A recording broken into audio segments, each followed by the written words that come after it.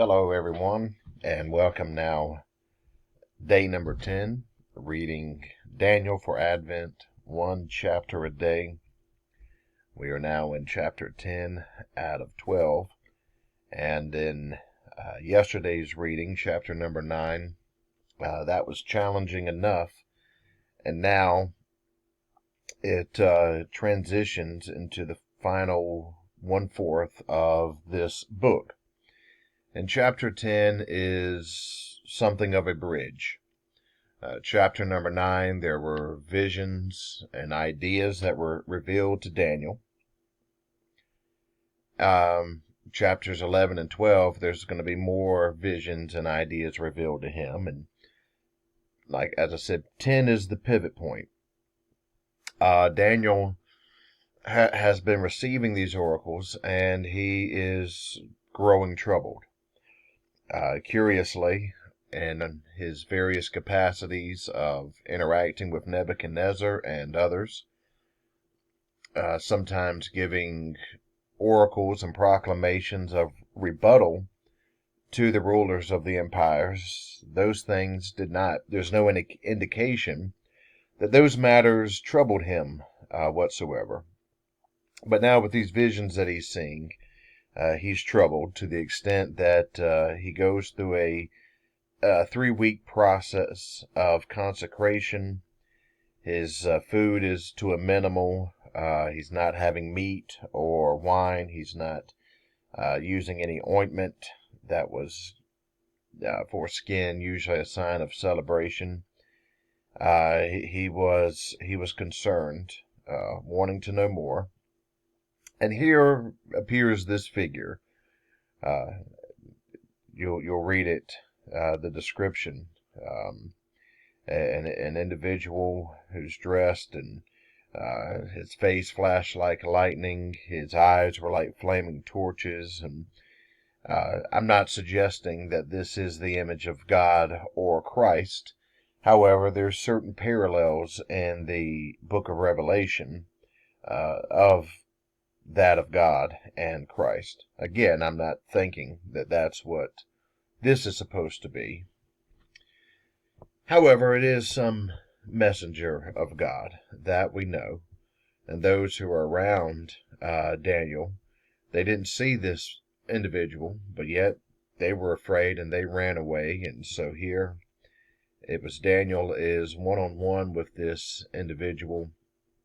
And this messenger had come to Daniel, was responding to Daniel's consecration over his concerns about his visions.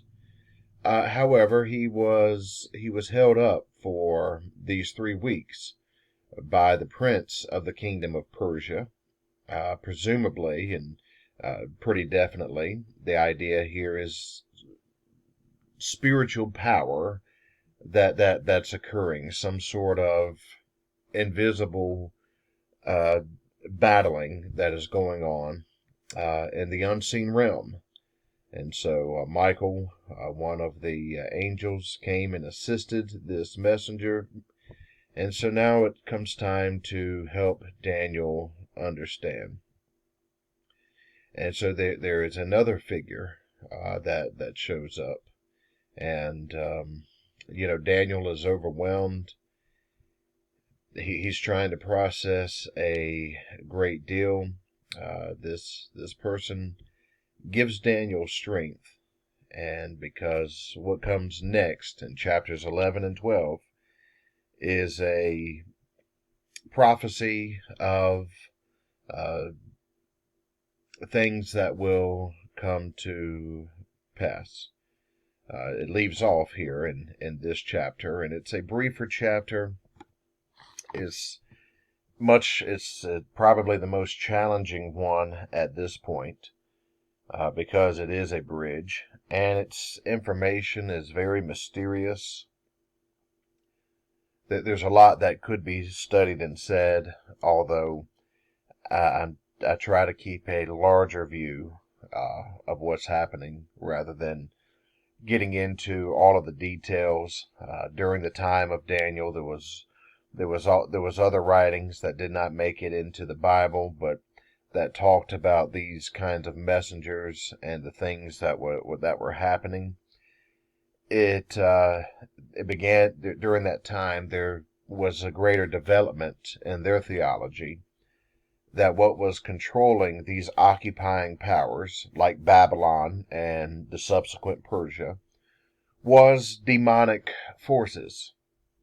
And so the people of God began to realize that what was happening with these empires was in fact that they were vessels of dark powers. And so now Daniel is starting to see the dark powers at war with the powers of light, with the messengers of God. And so this messenger is going to leave and says he's got to fight the prince of Persia, a war with the dark powers, and then the prince of Greece is coming. And so remember, it goes from the Persian Empire and those arms and chest of silver to the belly and thighs of brass back in Nebuchadnezzar's image, which represents the empire of Greece. And so these subsequent empires is what we're about to deal with in chapters 11 and 12. So today's video is shorter, and I will meet you again tomorrow. Thank you for reading with me.